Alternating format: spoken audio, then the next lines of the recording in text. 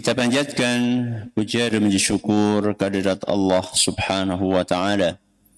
Pada kesempatan pagi menjelang siang yang berbahagia kali ini, tanggal 30 Safar 1444 Hijriah atau yang bertepatan dengan tanggal 26 September 2022, kita masih kembali diberi kekuatan, kesehatan, hidayah serta taufik dari Allah Jalla wa'ala, sehingga kita bisa kembali menghadiri pengajian rutin Senin pagi di Masjid Manarul Ilmi di Kompleks Pondok Pesantren Tunas Ilmu di Desa Kedung Buluh, Purbalingga ini. Kita berharap semoga Allah Azza wa Jalla berkenan untuk melimpahkan kepada kita semuanya ilmu yang bermanfaat, sehingga bisa kita amalkan sebagai bekal untuk menghadap kepada Allah Jalla wa'ala. Allahumma amin. Salawat dan salam semoga senantiasa tercurahkan kepada junjungan kita Nabi Agung Muhammad sallallahu alaihi wasallam, kepada keluarganya, sahabatnya, dan umatnya yang setia mengikuti tuntunannya hingga di akhir nanti. Para hadirin dan hadirat sekalian, rahimani wa rahimakumullah, dan juga segenap pendengar serta pemirsa yang mudah-mudahan diberkahi oleh Allah Azza wa Jalla. Alhamdulillah, pada kesempatan yang berbahagia kali ini, kita bisa kembali melanjutkan pembahasan tentang fikih pendidikan anak. Kali ini memasuki serial nomor 170, mengangkat tema mengungkapkan kecintaan kepada anak. Apa temanya? Mengungkapkan kecintaan kepada anak. Mengapa tema ini perlu kita angkat? Karena banyak orang tua yang mengeluhkan tentang sikap anaknya. Banyak orang tua yang mengeluhkan tentang sikap anaknya. Bagaimana sikap mereka?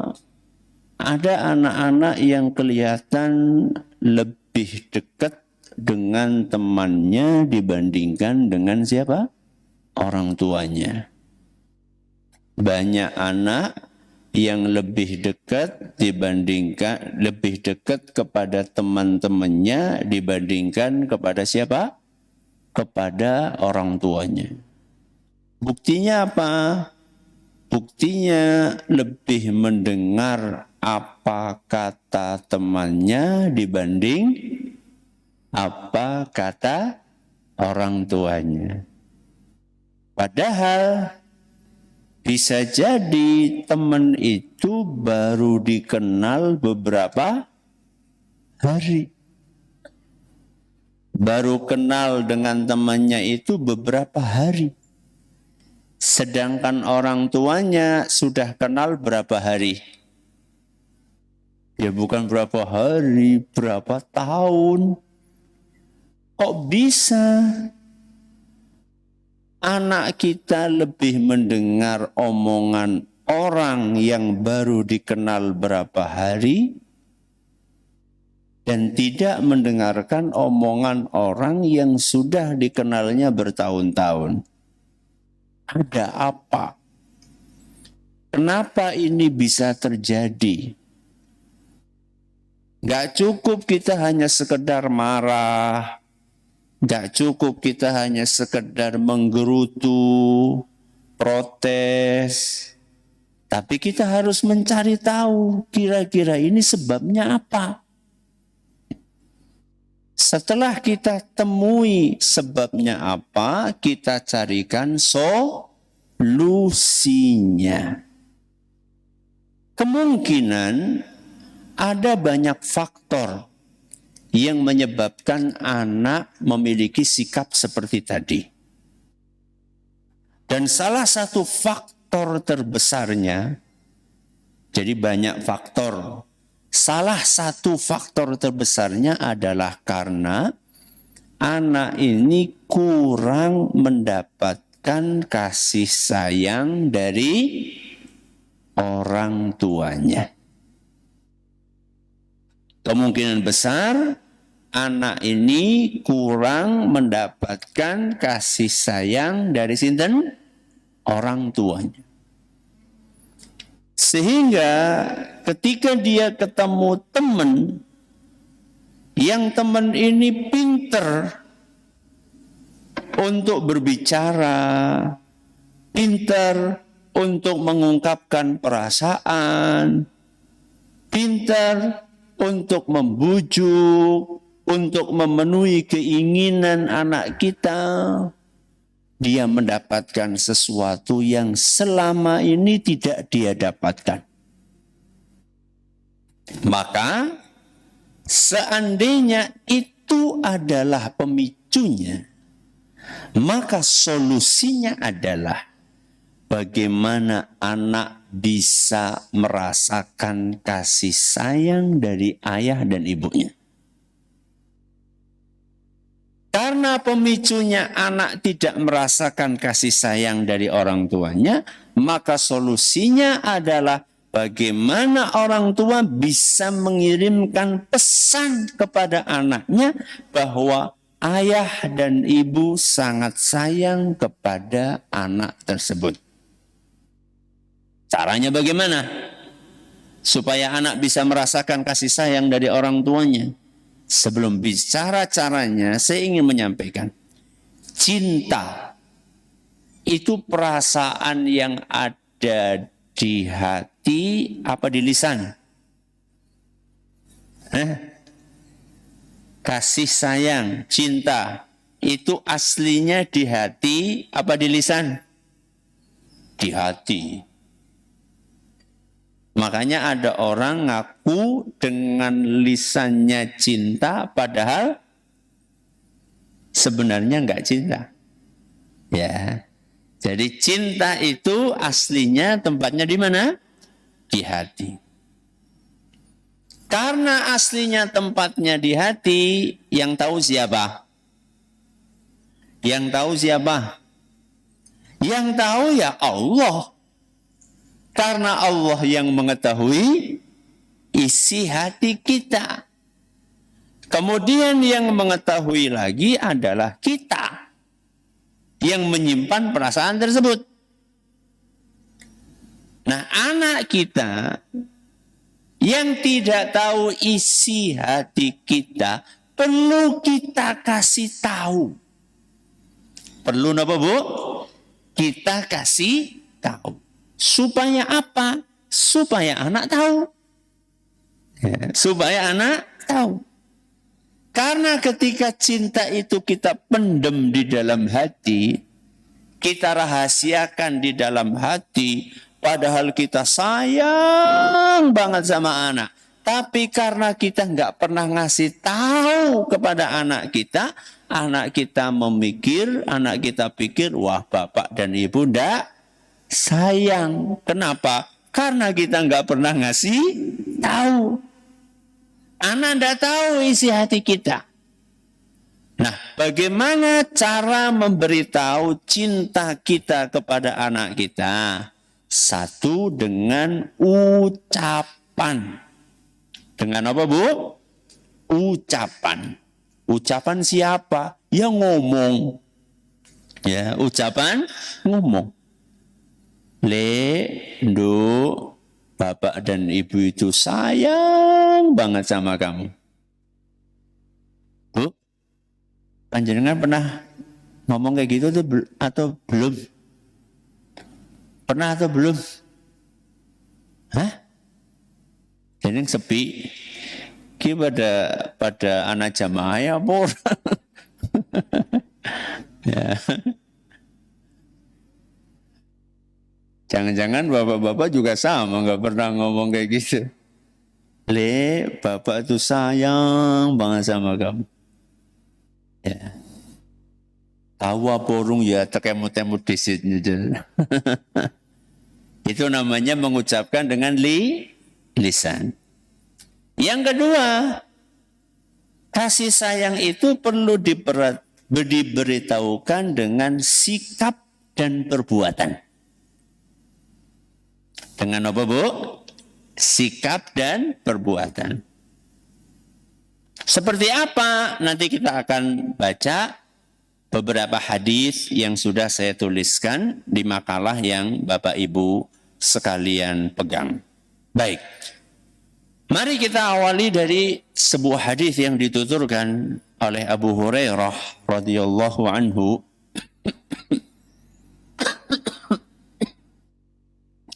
Dalam hadis yang diriwayatkan oleh Imam Ahmad dalam kitab beliau Al-Musnad dan sanadnya dinilai hasan oleh Al-Arnaud.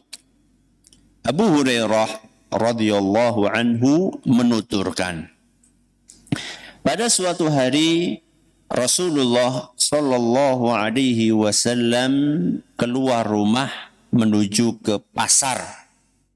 Pasar yang kali ini beliau datangi adalah pasar Bani Qainuqa.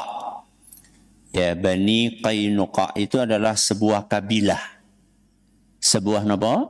Kabilah yang ada di kota Madinah. Nabi SAW biasa kalau nggak belanja, beliau melakukan inspeksi pasar. Nopo inspeksi, Bu? Melakukan pengecekan, ya. Jangan-jangan di pasar ini ada pedagang yang berperilaku tidak baik. Ya, dan itu pernah kejadian. Nabi SAW melihat ada pedagang jualan gandum. Jualan apa? Gandum. Ya. Gandum itu biasanya ditumpuk di di wadah gitu. Ya, mungkin mirip-mirip kayak beras gitu ya, ditaruh di wadah. Gandum yang bagian atas bagus. Harganya juga mahal karena gandum bagus.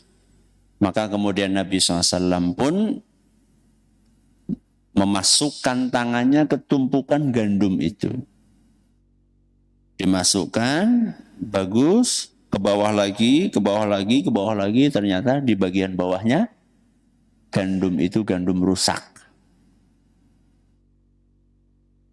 Berarti bagusnya cuma apanya, Dok? Cuma bagian atasnya, Dok. Begitu Nabi SAW mengetahui perilaku tidak baik itu, maka Nabi SAW pun langsung bersabda, man ghasya falaysa minna. Barang siapa yang berbuat curang. Berbuat apa, Bu? Curang.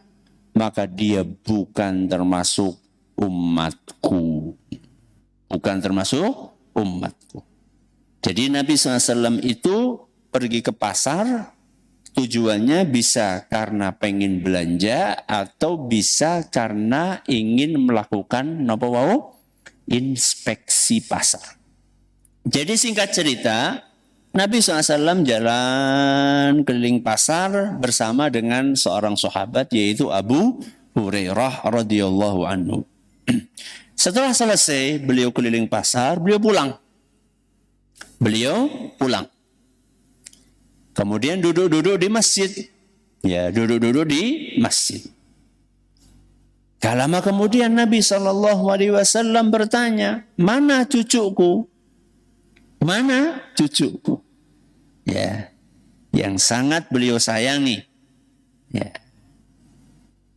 Biasanya kalau dengar cucu Nabi SAW itu yang paling sering disebut adalah Hasan dan Sinten? Hasan dan Husain. Tolong panggilkan, kata Rasul Sallallahu Alaihi Wasallam. Ternyata saat itu yang ketemu adalah Hasan. Sinten? Hasan. Maka begitu dipanggil sama Nabi SAW, Hasan pun langsung lari dan lompat di pangkuan Nabi kita Muhammad Sallallahu Alaihi Wasallam. Apa yang dilakukan oleh Nabi SAW? Beliau pun langsung memeluk Hasan, menciuminya, kemudian beliau bersabda, berdoa, Allahumma inni uhibbuhu Fa'ahibbahu wa ahibba man yuhibbuhu. Ya Allah, sesungguhnya aku mencintainya. Mencintai sinten? Cucuku ini. Sinten wau? Hasan. Ya Allah, aku sungguh mencintai cucuku ini. Maka ya Allah, cintailah cucuku ini. Dan cintailah setiap orang yang mencintai cucuku ini. Pertanyaannya, jenengan cinta atau tidak sama Hasan? Jadi ngambleng. Jenengan cinta atau tidak sama Hasan Hussein? Kenang apa? Karena Rasulullah SAW mendoakan setiap orang yang mencintainya. Panjenengan pengen didoakan sama Kanjeng Nabi? Pengen. Cintai Hasan. Cintai Hussein. Supaya apa? Supaya kita dicintai oleh Rasul SAW. Dan dicintai oleh Allah Azza wa Jal. Apa pelajaran yang kita ambil? Pelajaran yang kita ambil dari kejadian tadi adalah bagaimana Rasulullah Sallallahu Alaihi Wasallam mengungkapkan kecintaannya dengan lisan beliau. Bahkan beliau membaca doa yang tadi kita dengar. Ya Allah, aku sangat cinta kepada cucuku ini. Jadi Nabi SAW itu bukan hanya merahasiakan dan menyimpan cinta di dalam hati, tapi beliau ucapkan. Maka bapak-bapak, ibu-ibu, ungkapkan kecintaan kita kepada anak kita. Seperti yang tadi saya contohkan. Ya. Sini nak, duduk sini nak. Abi sayang banget sama kamu nak.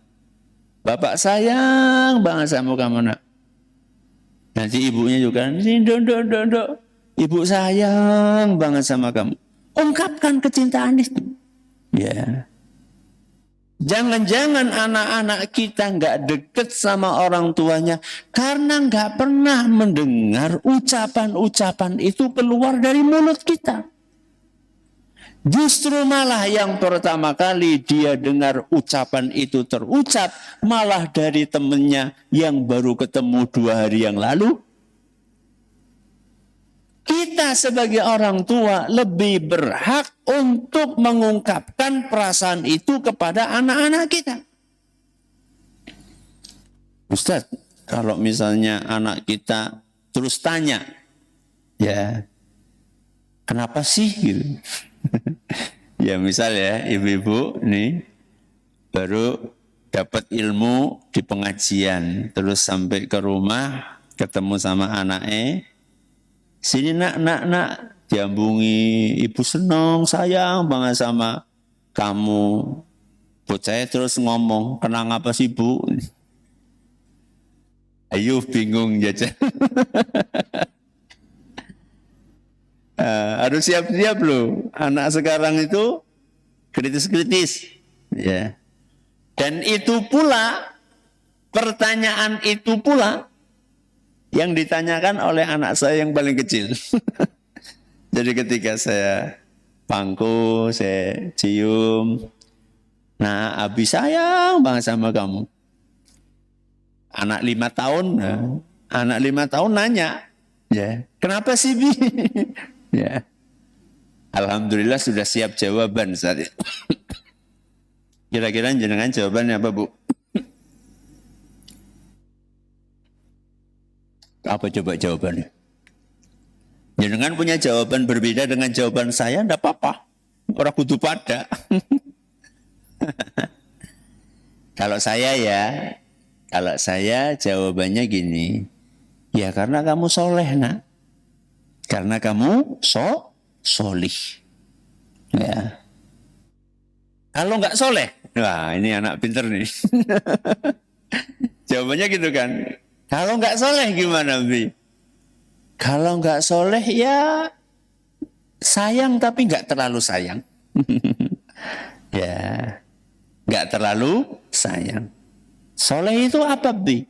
Soleh itu ya kamu mau sholat, kamu mau baca Quran, kamu mau bantu abi dan umi, itu soleh. Ya. Jadi anak ini perlu tahu bahwa bapak dan ibunya itu sayang kepada anaknya.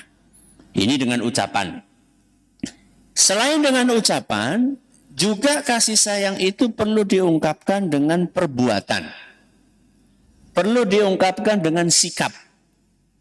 Kalau tadi kisahnya Abu Hurairah tadi sama cucu Nabi SAW Hasan, sikap dan perbuatan yang dilakukan oleh Nabi SAW untuk mengungkapkan kasih sayangnya kepada sang cucu adalah satu, Nabi SAW nyari. Kenapa, Bu? Nyari, goleti. Makanya kan ketika Nabi SAW sampai di masjid, lagi duduk, nggak ngelihat. Biasanya kan Hasan atau Husain kan jedul-jedul. Kenapa jedul-jedul?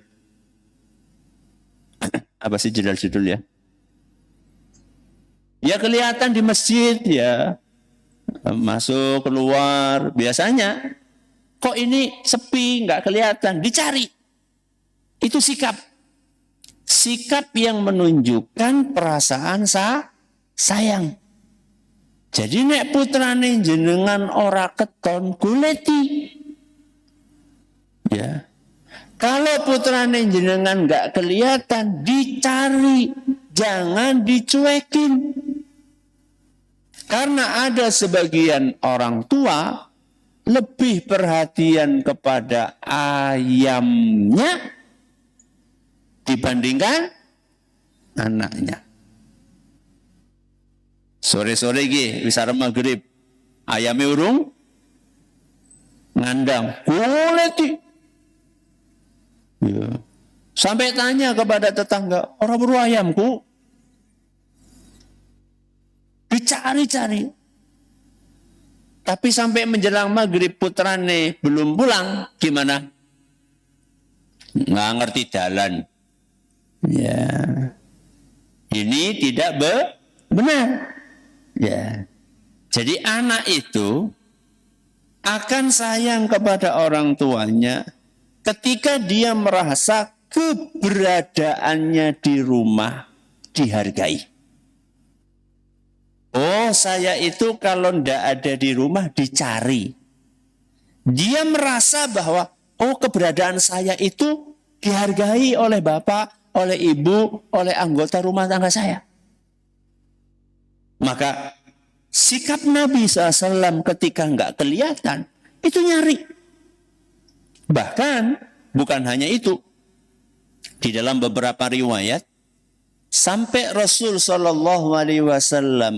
kalau lama nggak ketemu sama cucunya ini, Nabi SAW datang ke rumahnya Ali bin Abi Thalib dan Fatimah. Bapak dan ibunya sinten? Hasan dan Husain. Sampai datang ke rumahnya Nabi, sampai datang ke rumahnya Ali bin Abi Thalib, sampai datang ke rumahnya Fatimah. Mana cucuku? Ini menunjukkan apa? Menunjukkan bahwa Nabi SAW ini mencari cucunya. Kemudian sikap yang lain yang tadi kita lihat di sini adalah Rasul SAW menyambut kedatangan anaknya, menyambut kedatangan cucunya. Ketika dicari kan ya, kemudian tidak ada, begitu datang Rasul SAW lagi duduk, langsung Hasan itu lompat ke pangkuannya Nabi SAW. Ini menunjukkan betapa akrabnya Hasan dan Husain dengan Nabi SAW. Langsung lompat di pangkuannya dan dipangku sama Nabi SAW, dipeluk sama Rasul SAW, diciumi sama Nabi SAW. Harusnya kita pun juga demikian sama anak-anak kita. Ya, terutama anak yang masih kecil-kecil ya. Wis gede wis 20 tahun yo. Di pangku ya abot banget ya. Ya, minimal begitu datang anaknya, walaupun udah besar, ya salim sama orang tuanya, ya. Dia cium tangan kita, kemudian kita tanya gimana kabarnya nak, ya. Jadi ketika kita ketemu sama anak kita apresiasikan perasaan sayang kita kepada anak kita. Ya, dicium, dipeluk, ya. Kalau masih kecil dipangku. Bahkan kalau perlu kita katakan sama anak kita, nak, bapak sayang, kangen sama kamu. Ya, sehingga anak itu merasa bahwa keberadaannya ini dihargai oleh orang tuanya. Baik, sekarang kita pindah hadis yang lain. Hadis kali ini dituturkan oleh Al-Bara Ibnu Azib radhiyallahu anhu. Beliau berkata, Ra'aitu Rasulullah sallallahu alaihi wasallam wadi'an al-Hasan bin Ali ala atikihi. Kata Al-Bara, aku pernah melihat Rasulullah sallallahu alaihi wasallam meletakkan Al-Hasan bin Ali di pundak beliau. Pundak berarti di sini nggih. Jane dheweke disunggi. Ya, disunggi. Digendong tapi ditaruh di atas pundak. Wa huwa yaqul, diingkeling. Ya, betul ya, diingkeling. Wa huwa yaqul, Allahumma inni uhibbuhu fa ahibbah. Ya Allah, sungguh aku mencintai cucuku ini, maka cintailah dia. Hadis riwayat Muslim.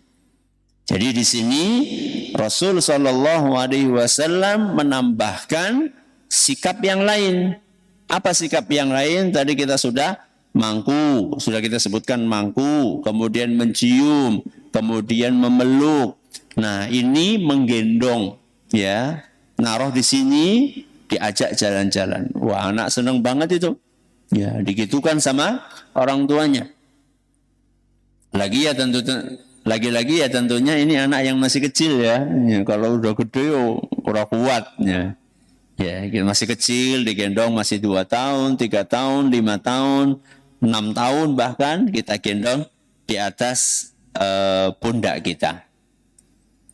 Nah, bukan hanya digendong, tapi juga Nabi SAW dalam beberapa kesempatan memboncengkan.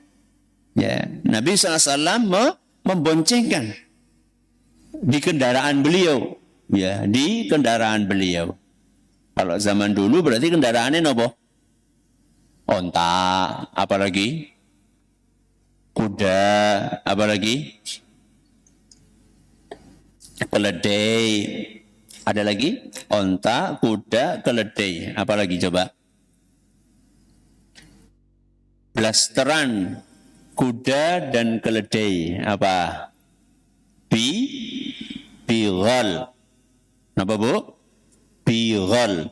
Bighal itu adalah blasteran kuda dan keledai. Jadi Nabi SAW itu sering dalam beberapa riwayat, bukan hanya satu, dan yang dialami oleh beberapa sahabat Nabi SAW yang kecil-kecil, itu Nabi SAW beberapa kali beliau memboncengkan anak-anak kecil di tunggangannya. Kali ini dialami oleh seorang sahabat namanya Al-Fadl ibnu Abbas. Sinten? Al-Fadl ibnu Abbas radhiyallahu anhu. Qala kuntu radifan Nabi sallallahu alaihi wasallam. Kata Al-Fadl bin Abbas, aku pernah dibonceng Nabi sallallahu alaihi wasallam ketika beliau menunaikan ibadah haji. Masya Allah ya. Haji berserta siapa? Rasulullah sallallahu alaihi wasallam. Falabba fil haji hatta ramal jamrata yawman nahri. Beliau sallallahu alaihi wasallam membonceng Al-Fadl bin Abbas sambil bertalbiyah sampai melempar jumrah di hari Idul Adha. Hadis riwayat Ahmad dan dinyatakan sahih oleh Al-Arnaud. Jadi panjenengan, saya senang ngelihat ada orang tua suka bonceng anaknya, entah sore-sore, biasanya sore-sore banyak bapak-bapak boncengin anaknya naik motor, ya. Tapi sayangnya karo ngerokok. Cenura perasaan banget gue. Ya. Betul-betul tidak punya perasaan. Anak masih kecil, ya bagus, boncengnya bagus. Maksudnya dia nganter anaknya bareng-bareng sama anaknya diboncengin. Tapi yang nggak benar itu apanya? Ngerokok, nyuyu tega gitu ya. Anak masih kecil, perudut, penak banget, ya. Jangan sampai seperti itu, ya. Diajak anaknya keliling-keliling, naik motor, tidak masalah, bagus, ya. Naik sepeda juga bisa, atau jalan-jalan, ya, digandeng, ya. Itu yang dilakukan oleh Nabi kita Muhammad Sallallahu Alaihi Wasallam, sehingga anak itu merasa diperhatikan oleh orang tuanya. Dan saya nasihatkan, kalau sudah jalan-jalan kayak gitu, yang fokus itu maksudnya aja karo dolanan HP. Ya, aja karo dolanan HP. Jadi kalau misalnya jenengan sudah boncengkan anak, sudah fokus dengan anak, itu adalah waktu buat anak.